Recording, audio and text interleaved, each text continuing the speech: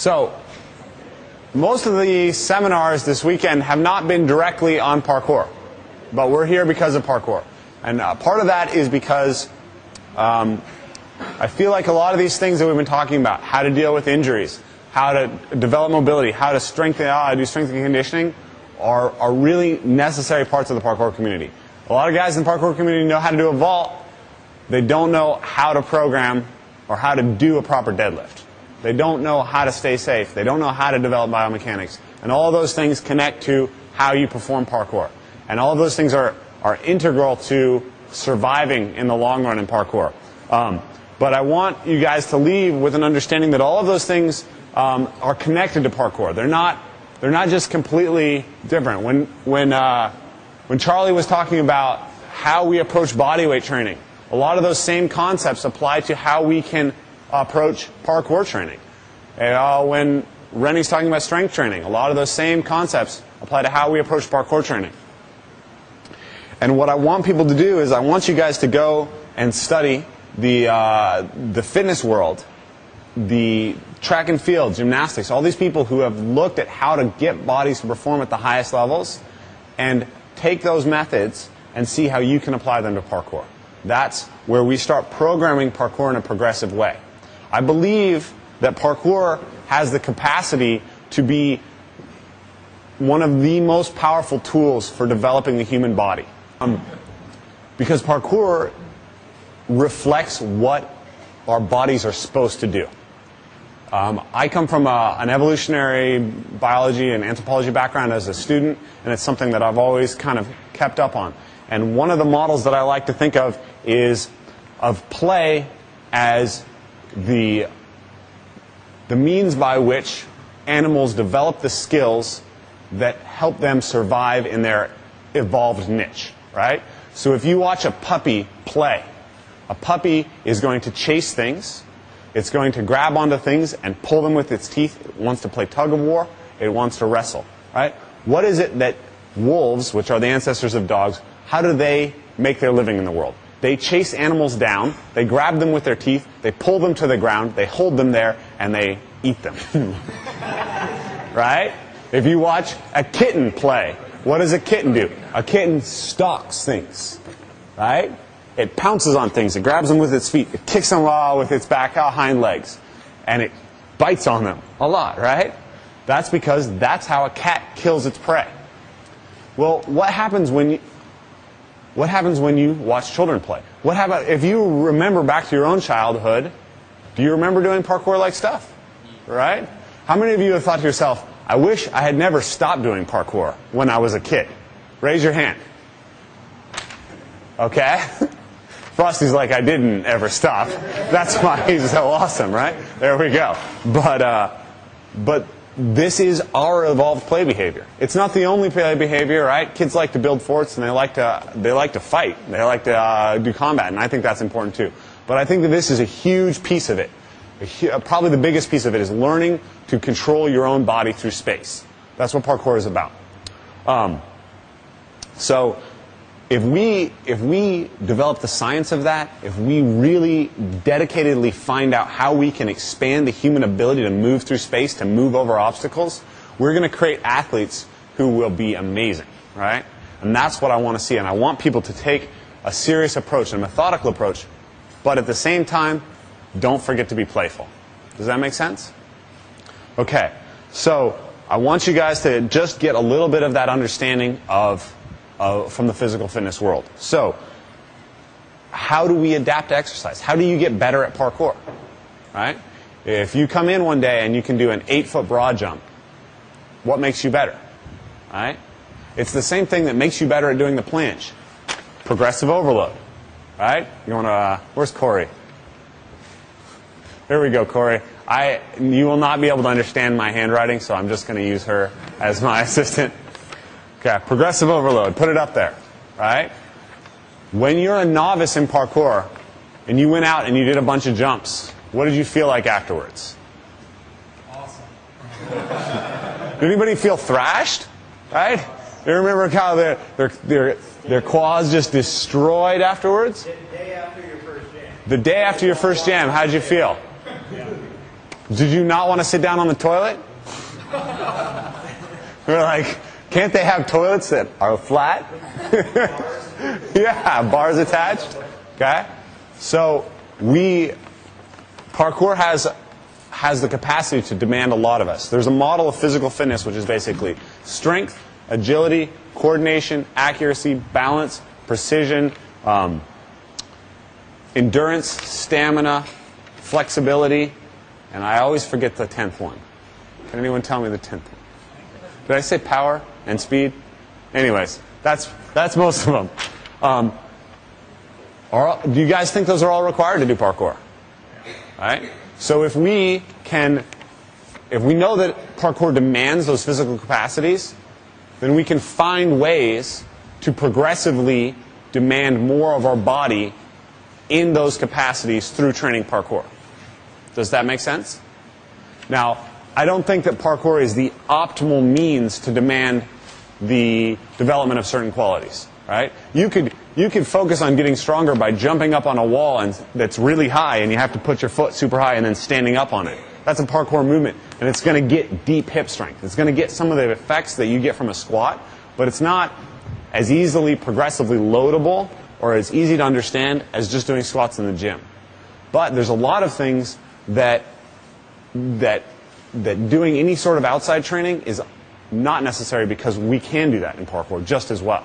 Does that make sense? So if we want to be faster at doing parkour, we can build courses like we built at the competition this weekend, and we can run them as fast as we can.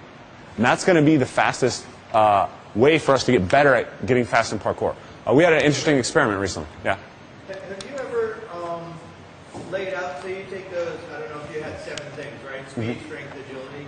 It's 10 models, yeah. Okay. Jim Colley's defined the 10 elements. Yeah. Mm-hmm. Okay. You know, have you ever laid them out and said, okay, these 6 I think are best trained through parkour, these 2 through weightlifting, and these 2 through Yeah, absolutely. I would say for a traceur, and I think actually in a lot of ways for most athletes, I think power, speed, agility, coordination, precision, stamina, endurance, so that's 7 of the categories right there, are best trained through parkour for us. Power.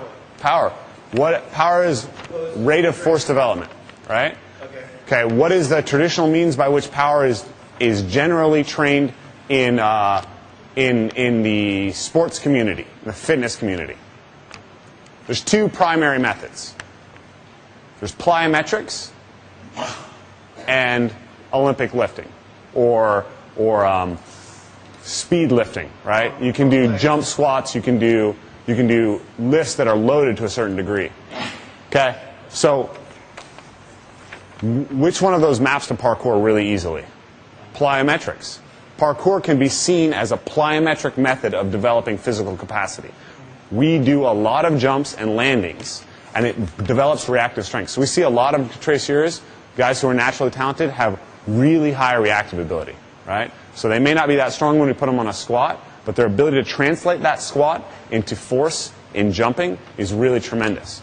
But what we want to do is we want to get them to go ahead and strength train, and then refine our understanding of what's already happening in parkour, right?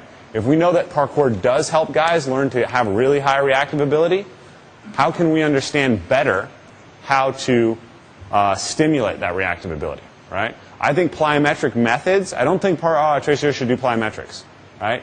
Because you're already taking so many impacts. You're already loading those structures so much in your training that going out and adding to that is a bad idea. I see lots of guys who are in parkour, on parkour forums are like, I'm going to do Air Alert.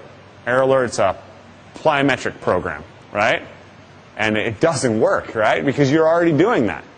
But you take a guy who does parkour and you have him take his squat from 150 pounds to 300 pounds, and his vertical jump will go up 6 to 8 inches. His broad jump will go up a foot. Justin Sweeney, take your shirt off. No, he doesn't need to take his shirt off. So Justin, when we first tested you, your vertical jump was about 22 inches, right? Yeah, so 22 inches. He was 130, 140 pounds. and he could squat about 150 pounds. After 4 months or 6 months of weight training, he had a 27-inch vertical leap with at a body weight of 160 pounds. And what was it, 275 you were squatting for reps at that point? Okay. His broad jump went from 8.2 to 9.5 or something like that. That's the type of thing that we can get by adding strength training to it. But we get a lot out of just parkour, right? We can take a guy with no other training and get 8 inches on his broad jump just from doing parkour. And we haven't refined that understanding very well. Does that make sense? When you think about, I'm going to go out and do a bunch of jumps today, do you think progressive overload of the functions that allow you to jump well? Who thinks about that when they plan their parkour structures? Okay. So in a room of a bunch of traceurs, 4 of us raised our hand, and a couple of you guys looked pretty half-hearted when you did so. If you understand plyometric methods, if you understand shock training, if you understand all these things, you can attack parkour training more effectively. Does that make sense? You can get the benefits of parkour better if you understand how to do it. So, if you go out and you have a jump, and let's say you can do an 8-foot precision, right? What is a stimulus that achieves progressive overload, that doesn't overload the body, that you can then recover from and be more able to do it, right? If you go out and you say do the traditional parkour method, let's do 100 8-foot jumps. Does that stimulus build power? Does that stimulus build speed strength, the characteristic that most defines effective capacity in parkour? No, it builds endurance. It builds stamina. You'll come back and oftentimes you'll actually regress if you try to do training like that. If your goal is to get a bigger, stronger jump, right? And that shouldn't always be your goal, but it is a very big thing in parkour to understand. So in plyometric training, they say for a given exercise, you usually want to do 15 to 20 reps. That's all, right? So if you want to go out and you want to attack power training for parkour, what you're looking at is going out and doing 15 to 20 reps. And it can be less than that. It can be 10 reps too. The key thing that you should be looking for is diminishment in performance. Does that make sense? So if you go out and you're going to do a wall run, right? And we're going to see how high you can get. It's easier if we don't have a wall run that if we can just see just how high we can get, right? Tap your hand. What you'll find is usually you're not going to be able to do that many before you start. Your first one will be, say, 11 feet. And then, you go 11.2, you're warming up. 11.4, okay, cool, I'm still starting to feel pretty good. 11.6, 11.8, you've topped out. Okay, you're like, but man, I really want to hit that 12-foot, that 12-footer today. That's what I'm excited about. So I'm going to do it again, and again, and again. And pretty soon it's 11.6, and it's 11.4, and it's 11.3, and you're getting frustrated. That's not effective, right? At that point, you're starting to stimulate that endurance model. So we have 2 models here that I think are important to understand.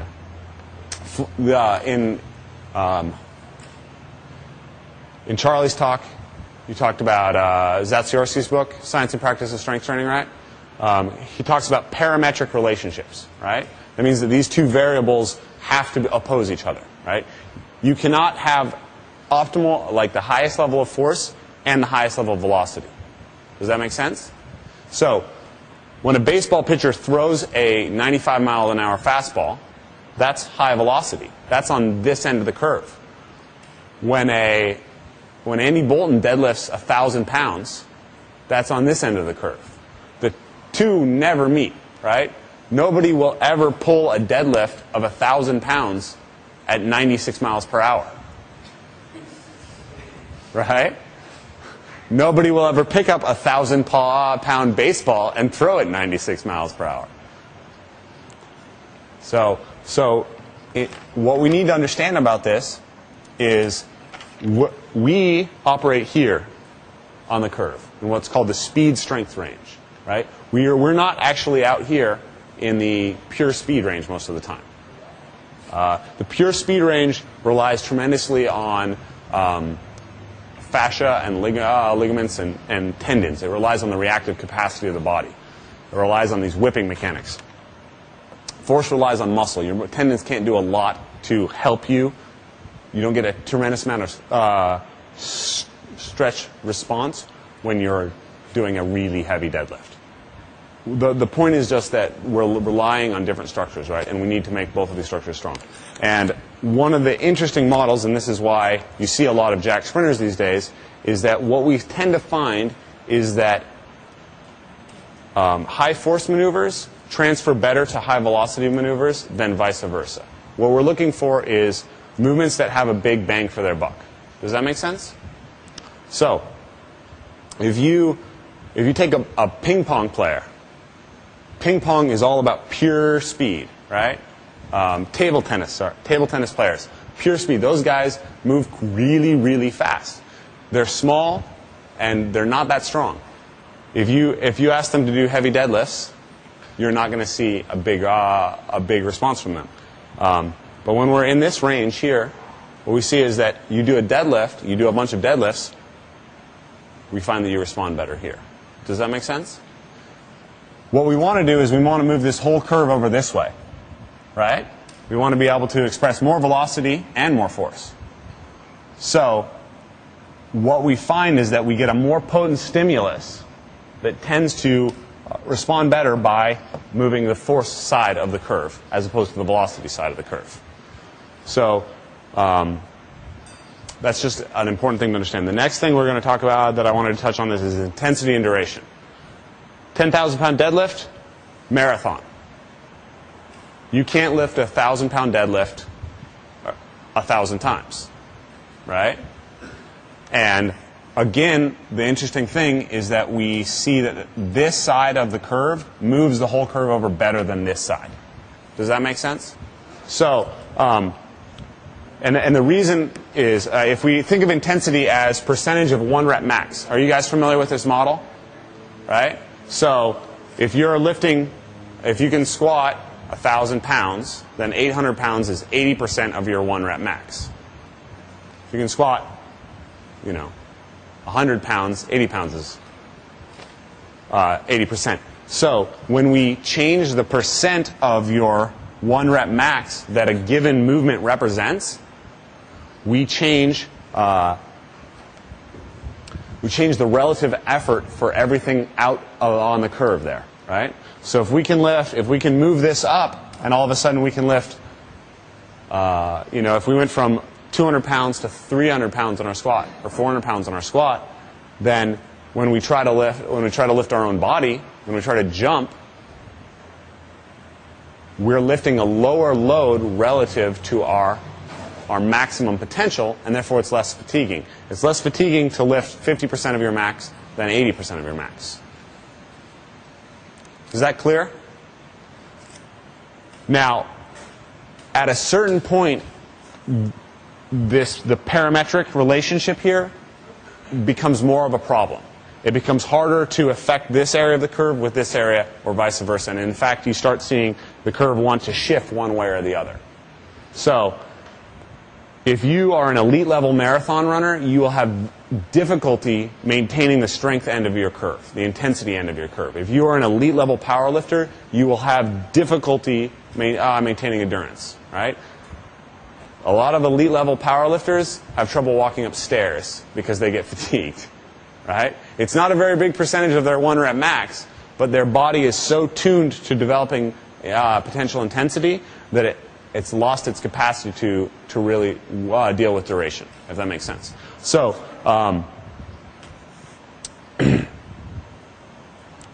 the important point for us is that actually doesn't apply to most of us very much at all, okay? Particularly when we're talking about trying to change the intensity end of the spectrum. You don't see adaptions from intensity that really negatively affect endurance until you're talking about 2.5 times body weight on a deadlift, or 2 times body weight on a squat. Or you're talking about a guy who can do a Maltese cross on the rinks. Does that make sense? So none of us really need to worry about losing endurance from gaining strength. And in fact, most of us will continue to gain endurance from gaining strength. We'll be just pushing this curve over. Okay? So for novices, intermediate athletes, people focused in the speed strength end of the curve, focusing on high intensity activities and high force activities as a way to move that curve over is really effective for us. There's 2 more things that I wanted to touch on. Well, this is what we call power biasing your training. If we want to, in parkour can be anything from going over a rail to going over a mountain, right? From my perspective, parkour is overcoming obstacles effectively. And an obstacle can be anything. So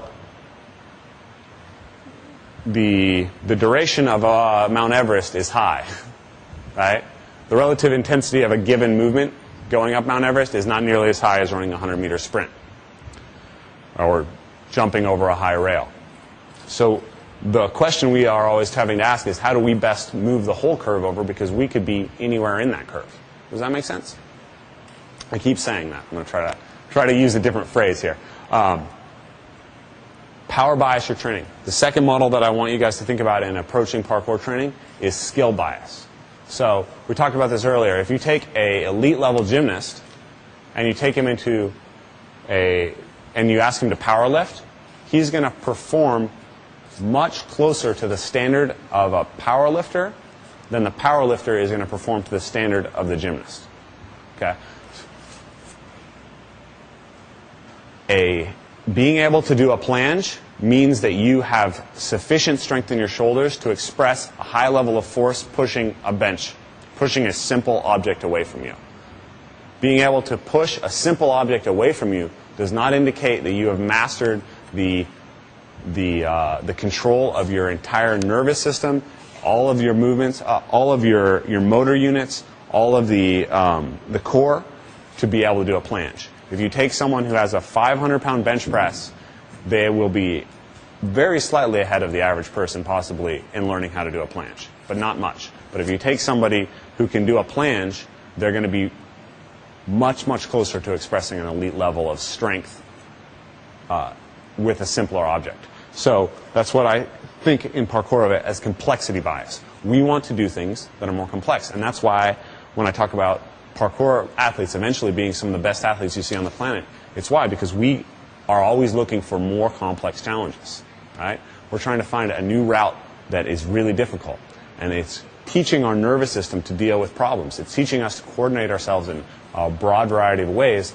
that's going to allow us to face simple challenges relatively easier. We had a really interesting demonstration of this recently. One of our students was a college sprinter.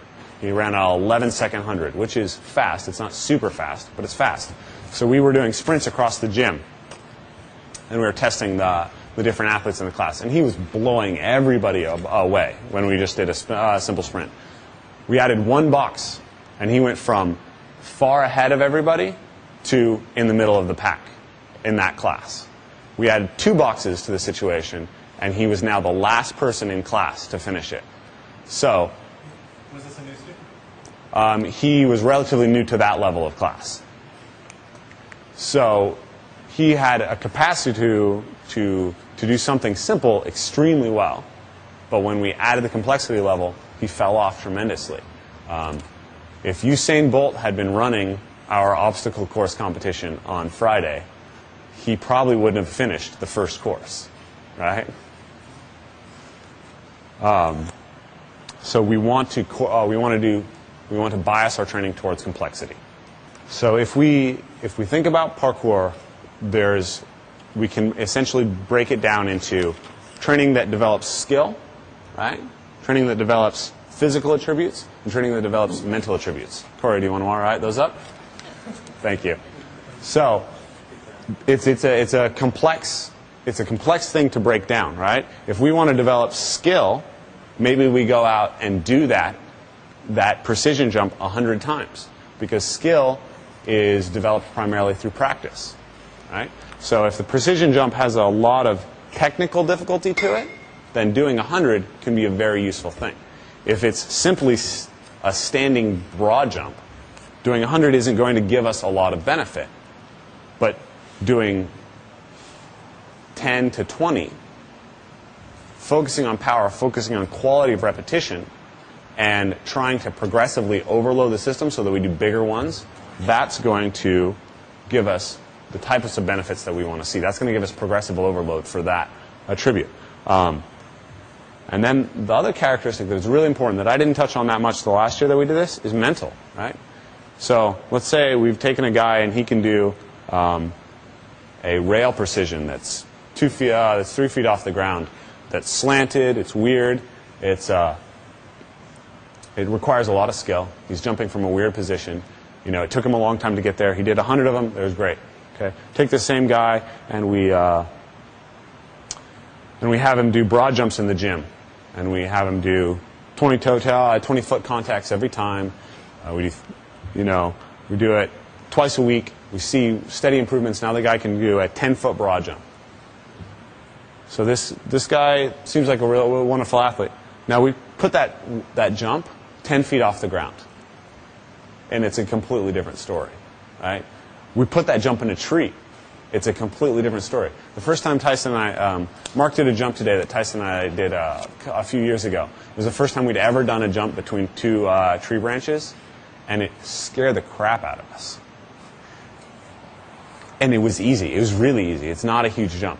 It's like 7 feet wide with a 2-foot drop, right? That's a jump that we can almost fall across. Why was it so scary in the tree? Because it's an unfamiliar environment. We have a broken visual field, which we're not used to. The structures are odd, and we're not mentally prepared for that. And so all the physical training we did and all the skill training we did didn't necessarily transfer to that situation because we didn't have mental preparation for it. So in your training, you have to think about developing the specific skills that you want.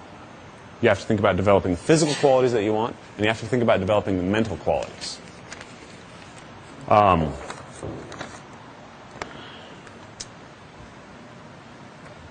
So one of the things that is really interesting is fear. How do you deal with fear?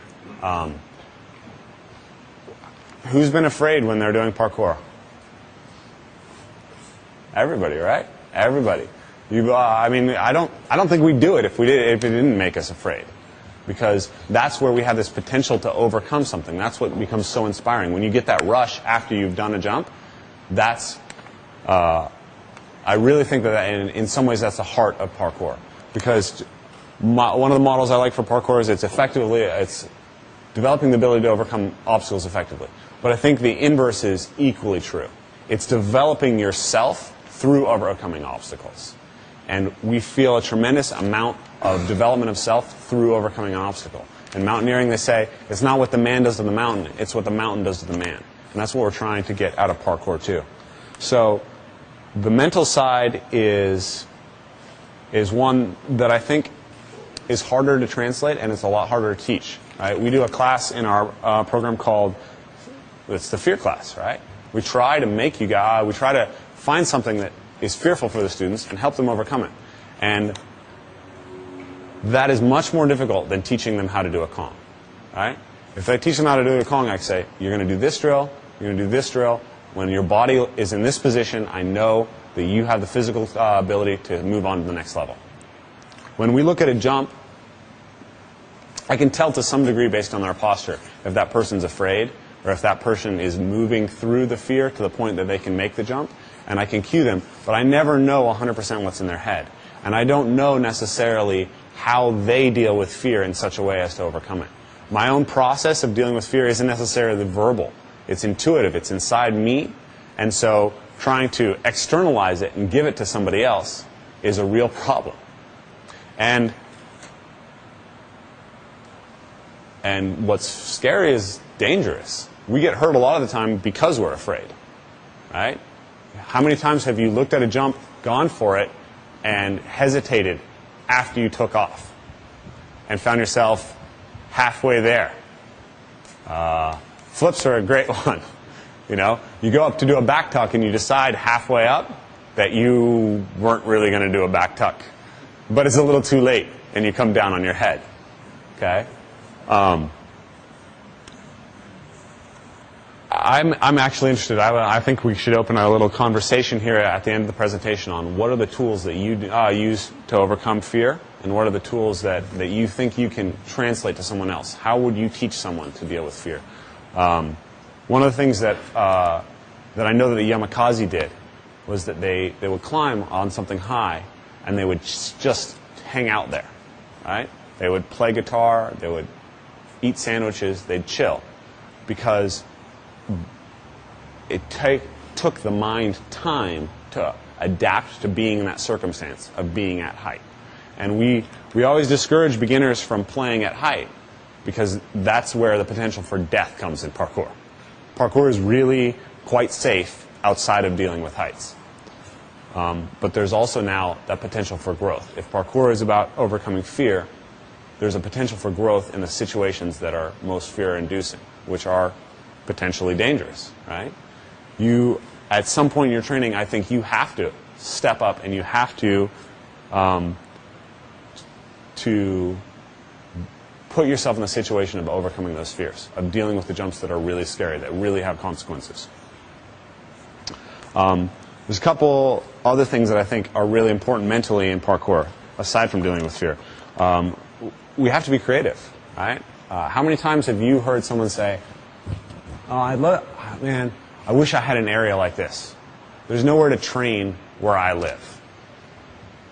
Right? There's nowhere to train where I live. There's somewhere to train everywhere, right? We heard someone mention Ido Portal earlier today. I suggest you guys all go check out an Ido Portal video on YouTube, because he's a guy who basically does stuff that's very similar to what we do. It's about exploring the human capacity to move. That's what he'll tell you it is. And he does it mostly on the ground. He does it on flat ground. So he does tons of variations of quadrupedal movement and spinning around on his hands and hand balancing. And all of it, to me, looks very transferable to parkour. I think that guy, if he came in here into the gym, he'd be able to keep up with us in a lot of ways. He'd demonstrate a beautiful skill. Yeah, he's super dope. Because he's creating complexity. We talked about that model. If you have complex skills, they transfer well. He's creating immense amounts of complexity in his training on flat ground. Flat ground is the first obstacle that we have to overcome. We like to play with what we call low-line training here. So we find an area that doesn't have a lot of big jumps, doesn't have a lot of potential stuff, and we find a million different ways to move through the space. And it's not efficient. It's not the most effective way to overcome any of those obstacles. But it's developing the qualities that allow us to overcome obstacles effectively. And that's the important part about it to me. And if you can go and you can look at any environment and find a way to do that and find all of the potential challenges in it, you're going to be way ahead when it comes to skill stuff. You're going to be way ahead when it comes to mental stuff. You're going to be way ahead when it comes to physical stuff, right? So developing that type of creativity is huge. That's why we had Jeremy do the Vision clinic today. So hopefully Frosty will come back and do a creativity clinic next year, right? And the final thing that I want to throw at you guys as a mental challenge is the balance between being playful and methodical, right? Do you do parkour because it's fun? Yeah, right?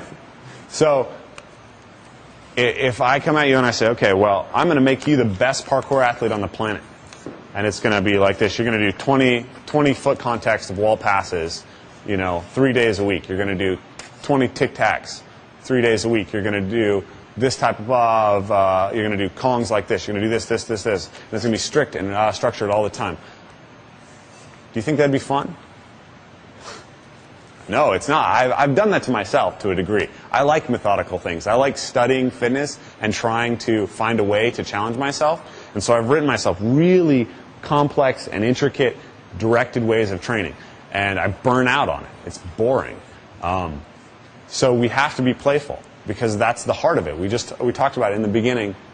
Parkour is expression of human evolved play capacity. So if you're not playing, then you're missing the point. But for me, progression is fun. Getting better is fun. That's why I do squats. That's why I do deadlifts. Because, man, when I can do a bigger jump, that's exciting for me. So there is this element of being able to take a methodical approach to parkour that can really help you. That can help you do more fun things in the future. And I think that my balance isn't necessarily Levi's balance or Frosty's balance or anybody else's balance. But I want to challenge you guys to just think about how you can balance those two elements in your training. How you can bring a playful element to it while maintaining some element of method, of trying to understand what you're trying to achieve and not focusing so much on what you're trying to achieve that you lose sight of the fact that you're doing it for fun in the first place. What I want to touch base on is incremental progression. I want to talk to you about that. One of the things that we, I think, do very particularly well here and that we focused on is the idea that you can build drills that take things apart and let you build it progressively. So when you started, how many of you guys started to learn a Kong by trying it? How many of you guys bailed? Clipped your feet within the first 3 tries. How many of you guys continued to clip your knees for like months after you initially learned to Kong? Okay. Some of you guys are not as klutzy as I am. But a few of you are, so thank God for you.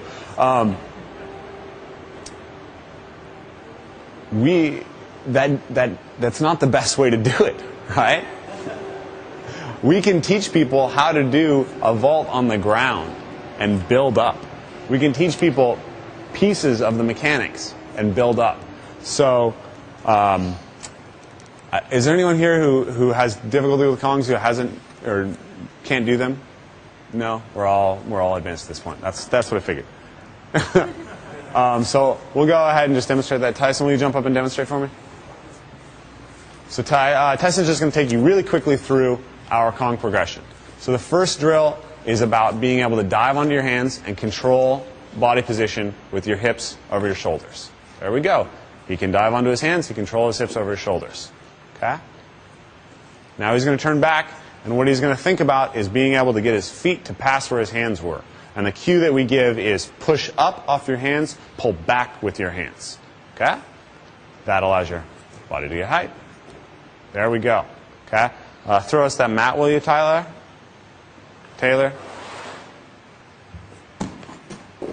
Tyson, you overjumped my challenge. Okay. Then we can go hands on the red, feet on the blue in front. And obviously now we can go hands to the blue, feet all the way over, etc. And now he's learned the basic mechanics of doing a Kong. Go ahead and Kong over it. He's learned it in a situation where he's not afraid and he's completely safe. And it's actually harder to do this on the ground than it is over a vault box. So once he gets to this point, we start him on the box. And we say, vault your feet up on top of it. You don't need to go over right away. And then feet have to touch the backside. Okay, then land on the other side, but put one foot on the box as you go over. And then all the way over. Okay? So, I just taught Tyson Checker how to do a Kong. How cool is that?